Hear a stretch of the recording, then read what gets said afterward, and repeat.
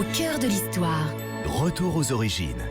Et aujourd'hui, Franck, vous allez répondre à une question de Cyrielle qu'elle vous pose sur la page Facebook Au cœur de l'histoire. Elle voudrait en savoir plus sur les origines et l'appellation du Beaujolais nouveau. Ah oui, c'est de saison. C'était hier, C'était hier, c'est le ça, Beaujolais exactement. nouveau. Évidemment, tout ça est un petit peu bousculé en ce moment. Bien sûr, par étant donné l'actualité. les événements. Le Beaujolais, je parle sous le contrôle de Pierre Perret, qui connaît tout ça bien mieux que moi, à vrai dire. C'est mesurer ces mots parce que Pivot nous écoute peut-être. Aussi, alors là, faisons très attention. Tu vas remplacer ça tout de suite. La région viticole en question se situe dans les départements du Rhône et de la Saône-et-Loire, bien entendu. Culture viticole assez récente, il faut le dire, si on la compare en tout cas à un certain nombre de grands vignobles français. Au XVIe siècle, les vignes y sont encore rares. Elles vont se développer au XVIIe et surtout au XVIIIe siècle. On cultive là un vin rouge, un cépage rouge issu de 99% de gamay noir.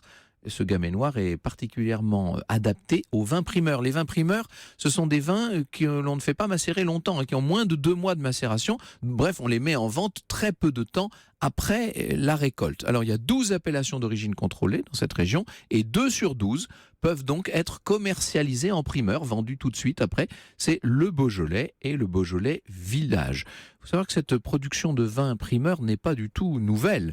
Les premiers vignerons du Moyen-Orient consommaient leur vin extrêmement jeune. C'était pour des raisons pratiques à l'époque. Il n'existait pas encore de moyens de conservation. Pour ce qui est du Beaujolais, ce n'est pas du tout pour des raisons pratiques. C'est pour obtenir des vins prêts à la consommation le plus rapidement possible, pour des raisons de coût notamment. Ça évite tous les frais de conservation, de stockage, etc. Toute cette longue vinification qui, évidemment, est une des raisons pour lesquelles les prix de certains vins peuvent monter très haut. Un vin primeur doit obligatoirement disposer de l'appellation d'origine contrôlée. Je le précise parce que, évidemment, il y a beaucoup de candidats à cette vente annuelle. 1951, c'est la fin du principe d'échelonnement des sorties de vin. Avant ça, un calendrier fixait les dates de commercialisation qui permettaient de planifier, de réguler l'approvisionnement. Eh bien, le 8 septembre 1951, un arrêté stipule que la date de sortie peut être avancée si le vignoble dispose de la fameuse AOC, de l'appellation d'origine contrôlée. L'Union viticole beaujolaise demande à pouvoir vendre ses vins en primeur. Elle reçoit donc cette autorisation par un décret du 15 décembre 1951. La date va évoluer jusqu'à ce qu'on se mette d'accord en 1985 sur le 3e jeudi du mois de novembre.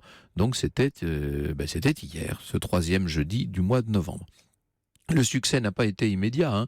En 1960, personne ne savait ce que c'était que ce Beaujolais nouveau. En 70, c'est quand même 100 000 hectolitres qui sont vendus. Au tournant des années 2000, presque 1 500 000 hectolitres. Un succès qu'on doit certainement à l'événement qui a été créé autour de ce jeune vin. Donc en 75, la sortie du Beaujolais nouveau est devenue un véritable rendez-vous. À l'époque, les deux parrains, on pourrait dire, étaient Bernard Pivot et Pierre Perret, mais non, en l'occurrence, c'était Georges Brassens et Mireille Mathieu, les deux parrains de la première, du premier Beaujolais nouveau. J'ai 2 annonces à vous faire. D'abord, je voulais vous signaler, puisqu'on est dans les grands rendez-vous du mois de novembre, que ce week-end a lieu à Versailles la 8e édition d'Histoire de lire. Tous les passionnés d'histoire de la région parisienne connaissent bien sûr ce rendez-vous. C'est à l'hôtel de ville et à l'hôtel du département à Versailles, avec 150 auteurs attendus, un espace entier consacré à la BD historique, une prestation particulière de Laurent Deutsch, ça s'appelle Ça vaut Versailles, un espace pour le café des auteurs, toutes sortes de débats, je crois qu'il y a 15 ou 16 débats de prévus, enfin tout ça va être assez nourri pendant tout le week-end et c'est à Versailles.